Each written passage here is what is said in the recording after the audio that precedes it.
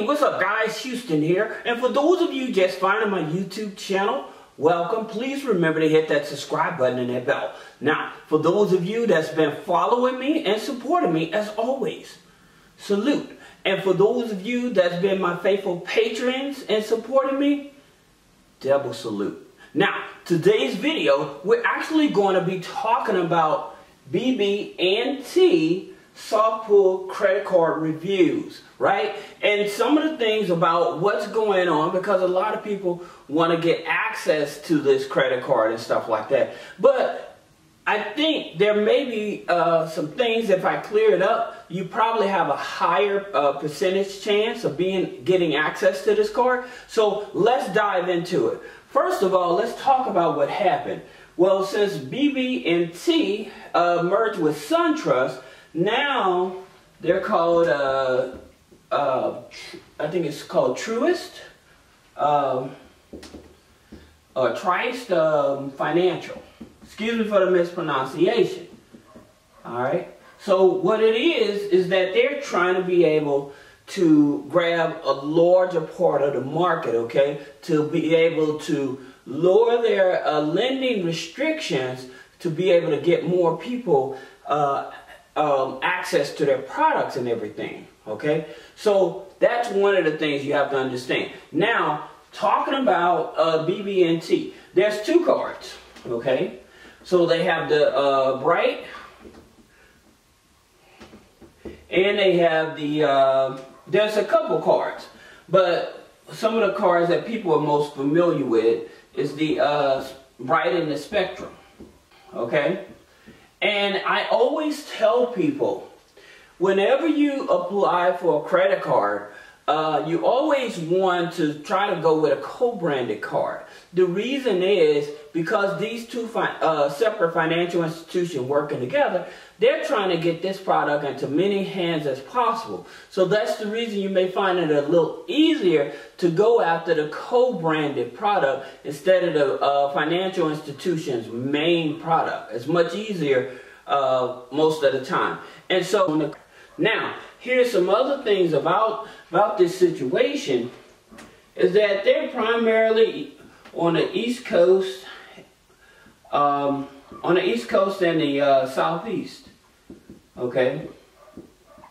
So if you are in California or whatever, like maybe for like the Spectrum co-branded card, yeah, but like for a lot of times it's best if you're, most of the time, if you're trying to apply for a credit card with a financial institution, granted, you can apply for them anywhere in the world. However, because it's an East Coast or a Southeast type of a financial institution, you probably have a higher chance of approval. Okay, so that's the reason that I tell you, you really need to find out, okay, where the main region of offering this card, okay? So that being said, understanding like some of the benefits of it is, you know, you have car rental coverage, right? Then you also have purchase protection. Now, here's one that I really like about this card, and I don't think people probably really pay attention to it. And that is, it has a 15-month 0% balance transfer. Okay, 15 months. So say that you have another credit card that has a high interest on it. So you're paying like 23% on a credit card, where if you get qualified for this, you won't be paying no interest on the card for at least, you still make your minimum payments, at least 1% of the balance of the minimum payment, but at least you're no longer paying all that interest, and then that money can help you pay down the balance of the other credit card much faster. Okay, so that's the reason that I really like this here credit card, is because of that. And another thing that I like about this here BB&T credit card, these credit cards, is that with their situation is that, say that you made a late payment, okay, they'll charge you a late fee, but there's no fee on the APR. Meaning, so what happens is that with some credit cards, if you make a payment late, like American Express, if you make a payment late, then whatever your interest rate was, they'll jack up the interest rate, right? So with them, even though you make the payment late, that doesn't mean that they're going to jack up your interest rate, all right? So or charge you a fee on that interest rate, jack it up, basically. They're going to increase the interest rate. So that's the reason that I like this card, because it gives you a little more flexibility. All right. Now, here's something that I definitely want you all to pay attention to in terms of dealing with this card. It's going to be focused on your income, right? It's going to be focused on your income, your DTI, and a higher chance of being approved, even if you have a lower score, is your internal score. That's right, the internal score, because again, a financial institution like this, they're looking at how long you been with our financial institution. How many other products do you have with our financial institution, right? So if they're able to see that, hey, you got a 690, you've been with us for 3-4 years, you have direct deposit with us, you have a savings account with us, you know, you have a business account with us. So I think we'll take better chances on giving you our credit card. And granted, a lot of times with these credit cards, they've been giving them lower limits. Like some people have been getting like $15,000, but a lot of times people may start out with about $4,500 to $5,000. Still isn't bad, because here's the thing that I keep telling people. Even if they start you out with a low limit credit card, use it. Okay, most of the time they'll tell you, hey, give it about 90 days. Let us see how you actually use the card, manage the card and stuff, and then try for a credit line increase. Some of them say 6 months, but a lot of financial institutions, after 90 days, if they actually see you actually using the card within that 90 days, hey, you may have paid off some of your other credit card debt and boosted up your credit score. So this is why they say usually about 90 days to ask for a credit line increase. All right. Again, for some people, they may start them out at a higher limit, but it also depends on the type of trade lines they have on the credit, how long they've been with the financial institution, their DTI. So those are the things that you have to take into consideration, all right? So that being said, in terms of your credit file, you know, how many new accounts you have. This also affects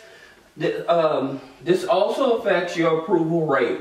How many new accounts you have. You know, the limit on those accounts. These are things, again, that affect your approval rate. All right? So don't think that, oh, I'll just apply. Also, another big one, do you have any loans? Especially personal loans or car loan. Excuse me. Personal loans, all right? So, like if you have all this revolving credit with credit cards, but you don't have any personal loans, that also affects your credit score and stuff like that. So you may want to, if you're really wanting to get access to this card or have a relationship with a BB&T, then you may want to consider either getting a personal loan through them or go through some other lenders, other third-party lenders that do a soft pull. Because with BB&T, and I'll talk about this in another video, they do a hard pull. Okay, so they don't do a pre-qual on their personal loans. All right, so you may want to go through companies like Opportune that I made a video on, bad credit loans,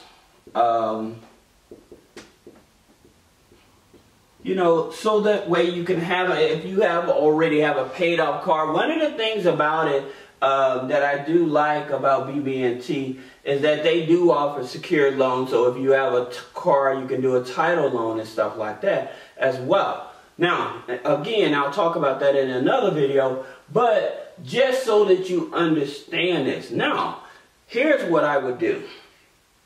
This is what I would do to build a stronger relationship so that I can build my credit file up. If I have a 690 credit score, I would probably go to other lending institutions like American Express, okay, like Amex, and I would probably get their personal and business credit card.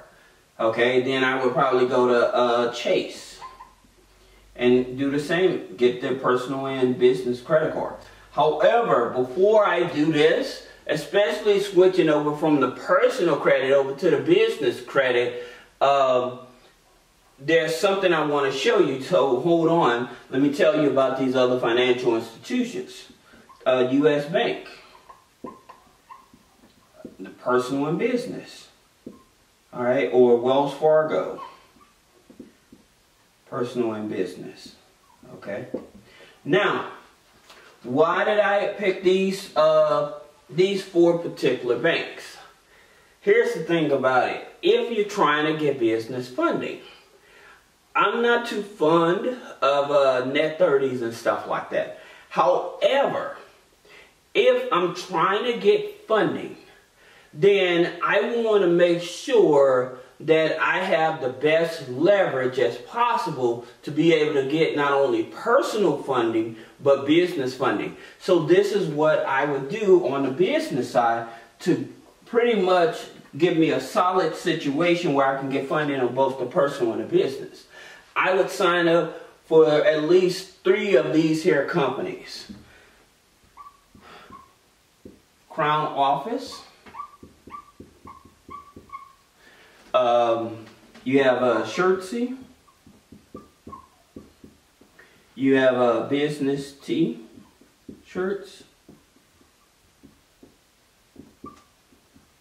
You have NAV. Okay. Now, why? Why would I sign up for these when I'm trying to get personal cards and business cards? Why would I use these here net accounts, net 30 accounts to do that? Here's the reason why. Because Crown Office is going to report, and I made a video, but it was a verbal video. I would actually make a video with the writing so you can actually see it. But I do have a video out there that actually has all the writing. But nonetheless, that being said, Crown Office, the main characteristics of Crown Office is, and who they report to, is Equifax and Small Business Financial Exchange, right? Then Shirtsy, it's Experian, Equifax, Small Business Financial Exchange, okay? Business T-shirts, Equifax, okay? And yeah, some of these does report to Dun & Bradstreet, but we're not focusing on Dun & Bradstreet. I'm focusing on the main credit bureaus, the banking credit bureaus, okay? So that's the reason that I'm not talking about Dun & Bradstreet, because some of these does. But at the same time, like with NAV, they give you Experian, Equifax, and DNB. There you go. Now, why would I choose these here 4 or 3 or 4 of these, okay? Here's the reason. Because Amex, Chase, U.S. Bank, and Wells Fargo, all of them on the business side. They check that file. Okay? They're going to either check that file for Amex, they're going to check this here file, the Small Business Financial Exchange. Okay? Then with, all of them is going to check that file, but also they may check your Equifax or Experian file as well for the rest of them, alright? So with Amex, Wells Fargo is definitely going to be this. And then with Chase, U.S. Bank, they're going to check either Experian, Equifax, and your DMB, as well as your Small Business Financial Exchange, alright? So that's the reason you have those trade lines on there, alright? Then I would apply for the personal card, especially if I have a 690 credit score. And after I would, if I get qualified for the BB&T credit card, then I would go after one of these here cards here, plus their business cards. Now, another thing I keep telling you guys, in terms of those financial institutions, I will still open up a personal account and a business account. Alright? And put in money weekly deposits into the business bank account.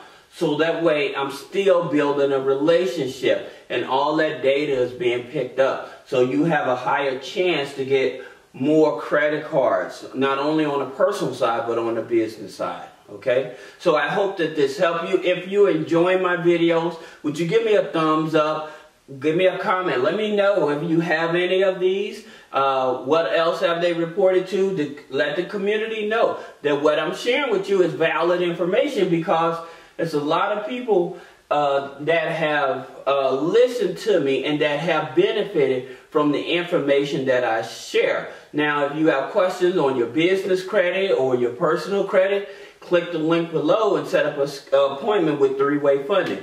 So this is Houston with Three-Way Funding. For those of you just finding my YouTube channel, welcome. Please remember to subscribe. And for those of you that's been supporting me, as always, salute.